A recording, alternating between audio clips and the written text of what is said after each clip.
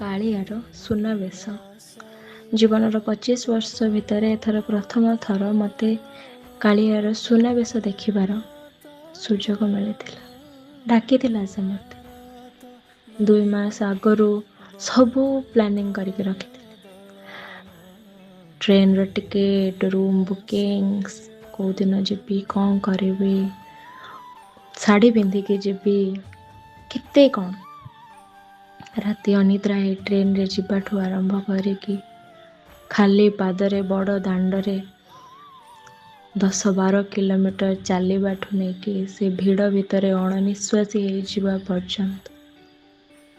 ନିଶ୍ୱାସ ଯାଉଥାଏ କିନ୍ତୁ ବାହାରି ପାରୁନଥାଏ, ଏତେ ଭିଡ଼ ଥାଏ।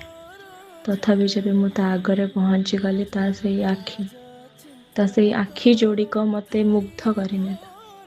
ତା ଦେହରେ 208 କେଜିର ସୁନା ଥିଲା, କିନ୍ତୁ ତା ଆଖି ଦୁଇଟି ସବୁଠୁ ଅଧିକ ଚମକୁଥିଲା। ସେ ଆଖି ଆଗରେ ମୁଁ ହାରିଗଲି। ମୋର ସବୁ ଦୁଃଖ କଷ୍ଟ ମୁଁ ଭୁଲିଗଲି। ବର୍ଷା ହେଉଥିଲା, କିନ୍ତୁ ସେଇ ବର୍ଷା ଭିତରେ ମୋ ଆଖିରୁ ଅଜାଣତରେ ଲୁହ ଝରି ଚାଲିଥିଲା।